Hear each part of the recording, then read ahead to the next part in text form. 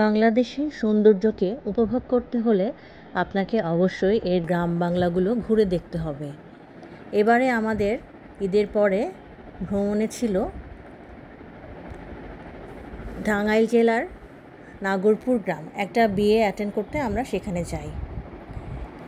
নাগরপুর সম্পর্কে এই বিয়েতে কিছু তথ্য থাকছে। এছাড়া এই বিয়েতে আমরা কি করলাম সবই দেখতে পারবেন।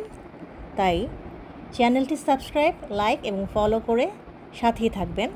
আর আমার ফেসবুক পেজ ট্রাভেল বুক বিডিতে ফলো দিয়ে রাখবেন। আর যারা অলরেডি সাবস্ক্রাইব করেছেন তাদেরকে অনেক ধন্যবাদ।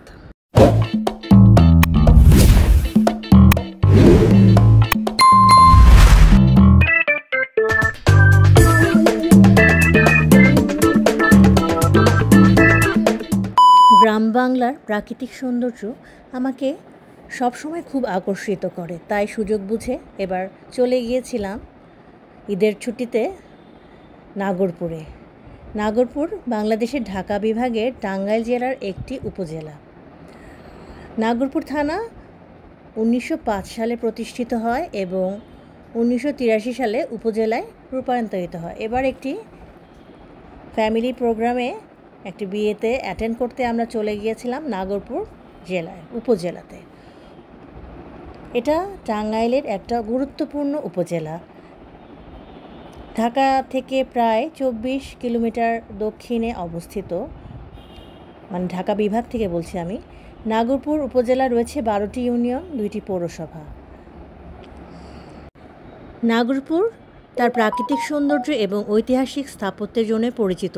এবার অল্প সময়ের জন্য এসেছি, তাই আমি সেভাবে দেখাতে পারছি না। এখানে জমিদার বাড়ি, চৌধুরী বাড়ি দুটো উল্লেখযোগ্য জায়গা আছে। তবে আমি আপনাদেরকে এই সিরিজে এখানকার গ্রাম বাংলার প্রাকৃতিক সৌন্দর্যটাই তুলে ধরার চেষ্টা করব। সাথে আমাদের এই বিয়েতে কি করলাম এবং কীভাবে আমরা গেলাম এই সম্পর্কে একটা ধারণা দেব। আমরা সকালবেলায় রওনা হয়ে গিয়েছিলাম 8টার দিকে।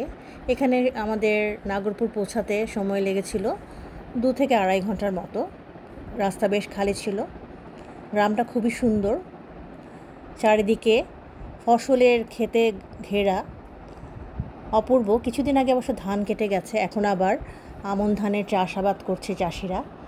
আমরা বাইরে একটু ঘোরাঘুরি করলাম। এই যে আমাদের বর চলে এসেছে সাজুগুজু করে। এখন আমরা বরযাত্রার সাথে চলে যাব পাশের গ্রামে বিয়ের অ্যাটেন্ড করতে। আমরা এখানে বিয়ে এবং বৌভাত দুটো প্রোগ্রাম অ্যাটেন্ড করব। এখানে খুব সুন্দর করে সাজিয়েছে, মানে খুব সুন্দর। এখানকার যে ডেকোরেশনটা একটু অনন্য ছিল অন্যান্য ডেকোরেশন থেকে গ্রাম অনুপাতে। যেতে যেতে একটা নদী চোখে পড়লো, খুবই সুন্দর নদীটা, যদিও পানি কম, তারপরেও বেশ ভালো। রাস্তাঘাট বেশ ভালোই ছিল। তবে এখানে এসে আমাদেরকে একটুখানি হেঁটে যেতে হবে এই ব্রিজটা থেকে, আর গাড়ি সামনের দিকে যায় না। এখানে প্রচুর ভেড়া আছে। বাংলাদেশের অন্যান্য গ্রাম থেকে এখানে একটু পার্থক্য, যে এখানে এত ভেড়া দেখলাম। আর সাথে আমি ঘোড়াও দেখেছি, ভিডিও শ্যুট করা হয়নি। আর এই যে দেখতে পাচ্ছেন পাট ক্ষেত, দেখতে চা বাগানের মতোই লাগছে। আমরা বরপক্ষ হাজির হয়ে গেলাম। এখানকার বিয়েতে একটু দেরি করে যাওয়ারই প্রবণতা দেখতে পেলাম। যেতে যেতে প্রায় বিকাল হয়ে গেছে। বিয়ে আগেই পড়ানো হয়ে গেছে, তাই সেই ঝামেলা নেই। চলে আসলাম আমরা বরযাত্রা নিয়ে। বরের জন্য মিষ্টি এবং অনেক শরবত এগুলো দিয়ে আপ্যায়ন করে তারপরে গেট ধরা ফর্মালিটি শেষ হলো। তারপর আমরা চলে আসলাম যেখানে মধ্যাহ্ন ভোজনের আয়োজন করা হয়েছে। আমাদের জামাইবাবু বেশ আয়েশ করে খাচ্ছিলেন। আর কারণ সবার পেটেই ভালোই ক্ষুধা লেগেছে, কারণ বেলা অনেক গড়িয়ে গেছে। আমাদের খাবার দাবার ইতিমধ্যে শেষ হয়ে গেছে। আয়োজনে ছিল, যেহেতু কোরবানি ঈদের পরপর আয়োজনে ছিল অনেক কিছুই ছিল, সেগুলো খেলাম। আর সাথে হাতে পাতা দই। বিকালে একটা দিঘির পাশে, উপেন্দ্র সম্ভবত নাম, উপেন্দ্র সরোবর না কি জানি, আমার নামটা ঠিক এখন মনে পড়ছে না।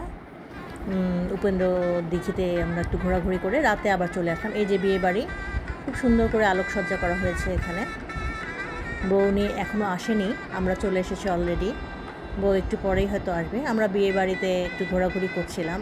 আর পরের দিনের বিভিন্ন আয়োজন চলছিল, মশলা বাটা, মশলা কোটাকুটি, সাথে গান, বেশ একটা আনন্দঘন পরিবেশ। গ্রীষ্মের দাবাদহের মধ্যে এইগুলো যেন একটা স্বস্তির মতো ছিল। আর এদিকে এই যে দই পাতা হয়েছে, সকালবেলা অনেক দুধ, মন দুধ জাল দিয়ে ঘন করে তারপরে দই বীজ দিয়ে এই যে দইগুলো হাঁড়িতে রেখে দেওয়া হচ্ছে। বউ অলরেডি চলে এসেছে, সবাই বউ দেখার জন্য উৎসুক হয়ে গেছে। আমিও সেখানে একটু উকিঝুঁকি দিচ্ছিলাম, আর আমার ক্যামেরাতে যতটুকু সম্ভব বন্দি করে রেখেছি। বউটা বেশ মিষ্টি ছিল, আর মানুষজনও বেশ ভালো ছিল, খুবই আন্তরিক ছিল সবাই। অনেকক্ষণ ধরে গরমের মধ্যে তারা এইসব জামাকাপড় পরে আসছিল, ওদের জন্য একটু কষ্টই লাগছিল। এই যে বিভিন্ন যে ফর্মালিটি থাকে বধূ বরণের, সেগুলো করা হচ্ছিল, পা ধোয়া থেকে শুরু করে গেট ধরা এসব। আর ছোটো ছোটো বাবুরা তো বউ দেখতে পেলেই খুবই খুশি হয়ে যায়, শহর হোক বা গ্রামে যেখানেই হোক। আমরাও কিন্তু ছোটোবেলায় এমনই করেছি, ছোটো বাবুগুলো সরছিল না। পরদিন সকালবেলায় উঠলাম, যথারীতি গ্রামটা একটু ঘুরে দেখলাম। আর এই যে পুকুর পাড়ে মাছ ধরার উৎসব আজকে, এখানে আজকে জাল ফেলা হবে এবং বড় বড় মাছ ধরা হবে এবং এ দাদিও অতিথি আপ্যায়ন করা হবে। যদিও আজকে বউ ভাত, অনেক খানাপিনার অলরেডি আয়োজন আছে, তারপরেও এই মাছ ধরাটাই আনন্দ। এখানে অনেক হাঁসও আছে।